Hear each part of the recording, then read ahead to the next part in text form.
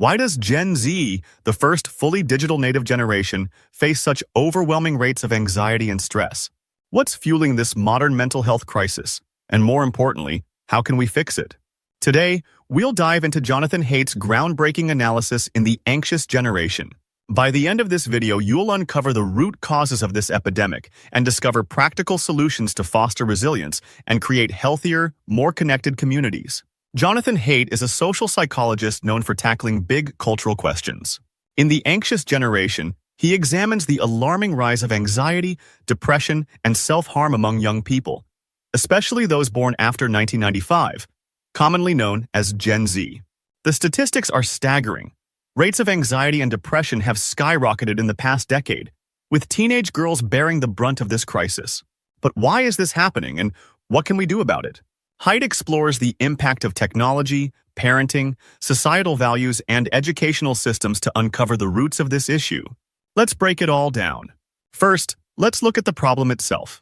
Haidt shares startling data to paint a clear picture of the mental health crisis facing young people. For example, rates of anxiety and depression among teenagers began climbing sharply around 2012. Hospital admissions for self-harm among girls aged 10 to 14 doubled between 2010 and 2015. While suicide rates also saw troubling increases.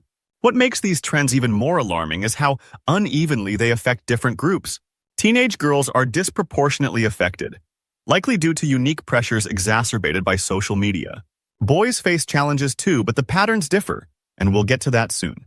One of the biggest culprits in this crisis? Social media. Haidt argues that platforms like Instagram, TikTok, and Snapchat have created a perfect storm for mental health issues. Unlike earlier generations, who might have dealt with bullying or exclusion at school, today's teens face these pressures 24/7 through their phones. Social media amplifies the tendency to compare oneself to others. Think about it. Scrolling through carefully curated highlight reels of peers can make anyone feel inadequate.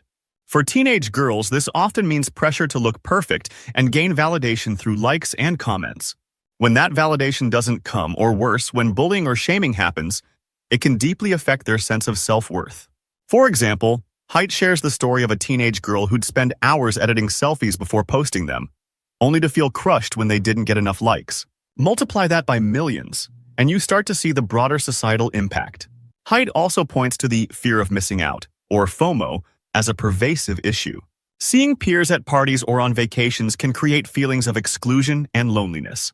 For teens, this constant awareness of what others are doing is mentally exhausting. Haidt doesn't stop at technology. He also looks at how parenting styles have changed over the years. Many parents today practice what he calls helicopter parenting, constantly hovering over their kids to ensure safety and success. While this comes from a place of love, it often backfires. Why? Because kids need challenges to grow. Haidt draws on the concept of anti-fragility, which is the idea that exposure to manageable stressors helps individuals develop resilience. Think of it like muscles growing stronger through exercise. When parents shield their children from every potential risk or failure, they deny them the chance to build those resilience muscles. For instance, Haidt describes how playgrounds have become overly sanitized to prevent injuries. While this might sound like a good idea, it robs kids of opportunities to test their limits, learn from minor scrapes, and build confidence.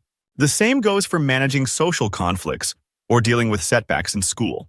He shares the story of a high school student who, despite being academically gifted, struggled emotionally when faced with a low grade. This was the first time the student experienced failure, and the impact was disproportionate because they'd never had the chance to develop coping mechanisms for setbacks. Closely tied to overprotective parenting is what Haidt calls safetyism, a cultural shift that prioritizes safety above all else, even at the expense of growth and learning. This mindset has permeated schools and universities, where concepts like safe spaces and trigger warnings have become widespread. Haidt explains that while these practices aim to protect vulnerable individuals, they often have unintended consequences. Instead of teaching students to face and overcome challenges, safetyism reinforces avoidance behaviors. Over time, this can make anxiety worse. For example, imagine a college student who avoids public speaking because it's stressful.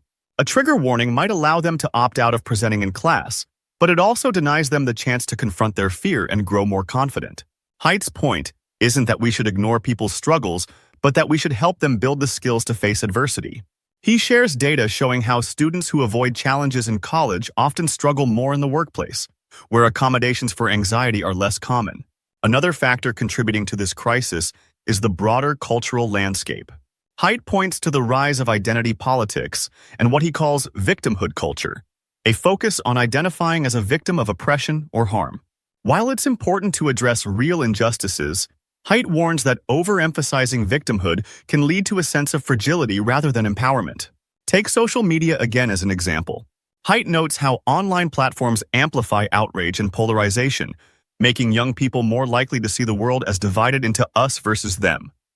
This perspective can increase stress and make it harder to navigate relationships and disagreements in healthy ways. For example, he describes a high school debate club that struggled to retain members because students feared backlash for expressing unpopular opinions. This stifling of dialogue not only limits intellectual growth but also adds to social anxiety.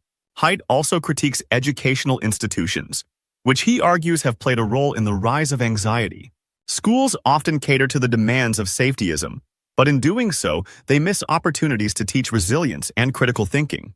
For example, some universities have canceled speakers or events due to student protests over controversial topics. While avoiding conflict might seem like the safer choice, it deprives students of the chance to engage with differing viewpoints and build intellectual resilience.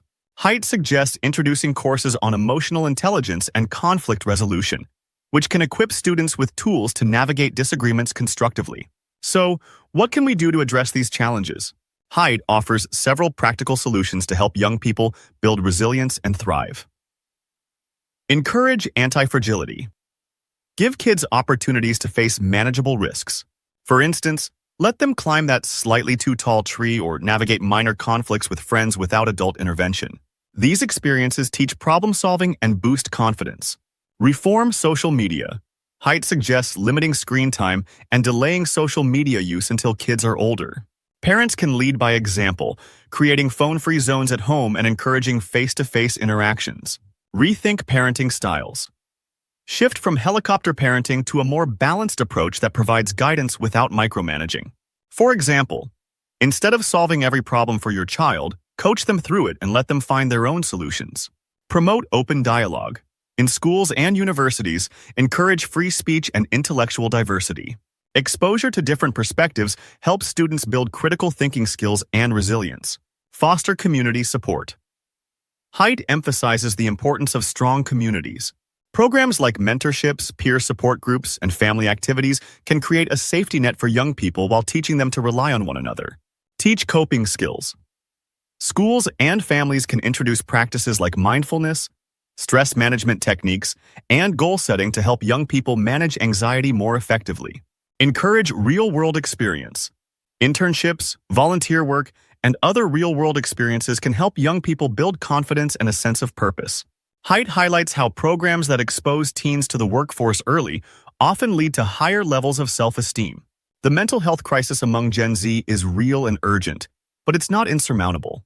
As Jonathan Haidt shows in The Anxious Generation, understanding the problem is the first step toward solving it.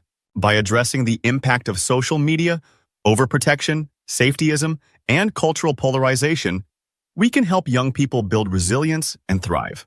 So, let's take this knowledge and put it into action. Whether you're a parent, educator, or someone who cares about the next generation, there's something you can do to make a difference. Together, we can create a world where anxiety doesn't hold young people back, but instead becomes a challenge they're equipped to overcome.